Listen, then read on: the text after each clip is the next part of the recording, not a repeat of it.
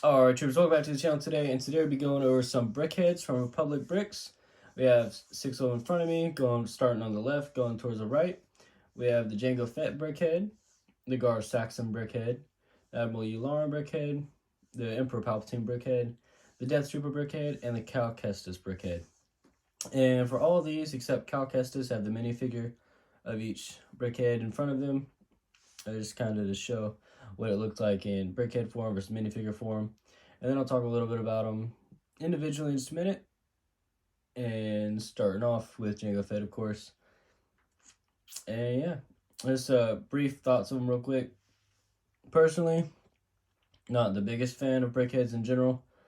I could see how they have appeal to some people, but I'm not one of those people. So, I mean, in some cases, there's some brickheads that look good. Like, there's actually a leak of some new Lego brickheads of Wile E. Coyote and the Roadrunner that came out, and those actually look pretty good. But other than that, not really. I just don't like the head being much bigger than the body. It just, I don't know. It's just something about it just is weird to me. But yeah, let's go ahead and jump right in. Talk about some different coloring and detailing, stuff like that. And then we'll be on our way. Alrighty, so the first one we have today is this Django Fett Brickhead. And as you can see, comparing it to the Lego figure website, it does pretty well with a lot of the head shaping and figuring on stuff like that. And just kind of overall, generally getting the proportions as to what you'd expect from a brickhead. It does pretty well with the rounding on the top and then even towards the front a little bit. It does pretty good getting that T-visor in there pretty well. Even the coloring on the cheeks, obviously not to perfect detail that you would get with, say, a Lego brickhead that would have some stickering on it. But this is pretty good as far as just having brick built, stuff like that. Now I see it also has this antenna on the head, and it unfortunately does not rotate. You could try, and you could change up the positioning on it to get it to look forward, but the way it's built in instructions is not set to rotate or anything like that, which isn't too much of a problem. It is something that some people would like versus being able to pose it versus not. And then even has his utility belt there and his guns, as well as a jetpack on the back. Now the cones on here, my opinion, should have been dark blue. I'm not even sure if Lego makes that in dark blue. I'm sure they do, but it is in the lighter blue, so that's that. But the only thing really about him that I was not too pleased with as far as the brickhead, the way the brickheads would usually go and stuff like that, was the coloring on the cones. Everything else is doing pretty good.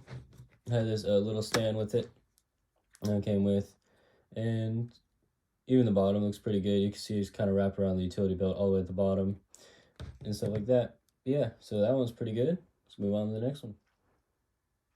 The second one here is that Gar Saxon, and it's pretty much the same as the Django as far as build and construction, stuff like that. The top of the head here was a little different just because they had to add the horns on it. The jetpack on the back is the same, just some different coloring, just to get it more to what Gar Saxon would have had. And there is one big thing that, well, in my opinion, is kind of big, but the belt. I mean, he has brown here as well as Django Fett. They did not, however, we're going to take that base off, to have those pieces of brown right here. They just had them in the light gray, and not too big a deal, I know, but it's something that really bugged me when I was building it, having the dark and the light gray versus the brown, and even the brown utility belt in general was bothered me a little bit, because he doesn't have a brown utility belt. If anything, he has like a black one or kind of a dark gray one. So that was just something that kind of, as far as an accuracy standpoint, just stood out to me as something worth noting. But other than that, it's pretty good. Even has a pretty nice gun there in his hand. Yeah, that's it for that one. Moving on to Yularen. And for Admiral Yularen here, they did pretty good, actually. They did pretty well with the belt buckle here, doing that. They did pretty good with his mustache. And they did even with his hair.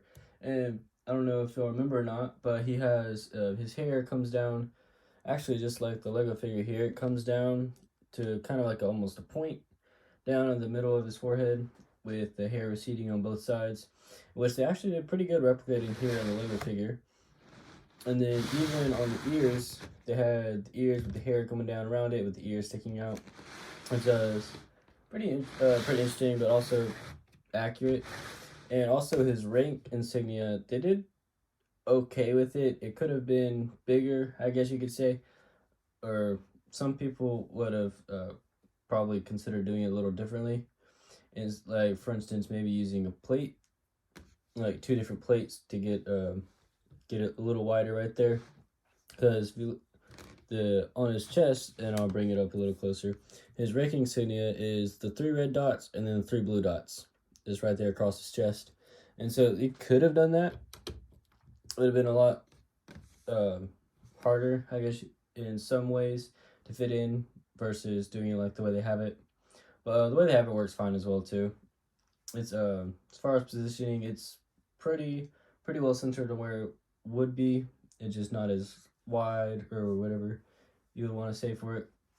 But yeah, it's pretty good there. And then overall, just pretty good in general. It does have the black pants down here that he has, and the black belt and the black bottom of the pants that he has down there. Take them off the stand, you can see them there, and which is accurate actually. So it doesn't show the Lego figure because this was before they were considering dual molds or anything of that nature, so it's not reflected there, but on the Brickhead it is reflected accurately. All right, for the Emperor Palpatine figure right here, he did another very well done Brickhead as far as what would be expected of that. They have the grayish kind of face over there, the hood around him, and then even if you look, you have to tilt a little bit to the light. They even did like a pattern design on here for his robes. It even included the saber with an accurate color hilt. So some people might or might not know this, but Palpatine's hilts were actually golden. He, for whatever reason, he just liked his hilts to be covered in gold. And so they did include that here in the right piece, in the right color there. Also, similar to how they do some of the different princess and other characters and dresses in general, they even did a little slope out the back there. Now his robe does kind of slope backwards a little bit, and like that, just flowing behind him as he walks. So that is pretty cool detail there. And this hand right here is actually meant to be able to hold a lightning piece. And so you just stick it on there, and it can only stick out the side. If you try to bring it to the front, it can do it, but it's pushing up against the hood right there. And it's, as you can see there, the clip, it's not very secure there. It's kind of hanging out a little bit. So it does work, but not ideally, obviously. And so, yeah, that's it for the Palpatine one. All right, for the Death Trooper here, there's a couple things to just kind of briefly mention as far as shaping and stuff like that I personally wasn't too fond of. The head, they're pretty good there. The eye sockets or whatnot are in the correct spots as far as what they would usually be. I'm not really a fan of the shaping of the helmet to get how it would need to be reflected. It's very extended in my opinion and very protruding from the front. Is technically speaking accurate how it ended up looking as far as what the helmet was supposed to look like in universe, as far as the detailing stuff on it with that grill and those jumper plates. But it just looks weird to me. I don't know. I'm not really a fan of it personally. It also has this light on the side, which some of those Death Troopers had it, some didn't. So it's just something I was added that wasn't necessary, but it was still there. And another thing to look at here on the belt, it has this gray piece that has the straight on this side and rounded on the other side. On the troopers themselves, it was centered, so they could have used a jumper plate to center it, and I might do that if I end up keeping this one. But so that is one small inaccuracy, but I mean, in the grand scheme of things, not too much. It also has their backpack cool things on the back. I'm not exactly sure what they're used for, which I think I would have been, but Not exactly quite sure what they're used for, but it is there in detail. And so it's nice there, and then has a little gun for him as well. Yeah, that's it for him. Decent, but personally not really a fan of it. Alrighty, and this Calcastis one right here. As far as looks go, they did pretty good with it. They got the hair color right as best they could. They did the same thing as they did with Yularen on the ears here, and which I don't own many Brickheads, so I'm not sure if that's standard on most LEGO official Brickheads, but it's something I did notice that was pretty consistent on here. I also had these pieces on the front, which are accurate to what I'm seeing in reference images. I never played Fallen Order. I wasn't really too big of a fan of it when it came out. But as far as the reference images that I'm looking at and seeing, it is accurate. Now, one thing I would say is it would more come down to where this side piece would have connected to this other piece before getting to the belt, which is that gray piece they have right there. But as far as the instructions go, it was more about like that as far as what it was looking like. But even down to like the pants and stuff, it's pretty accurate.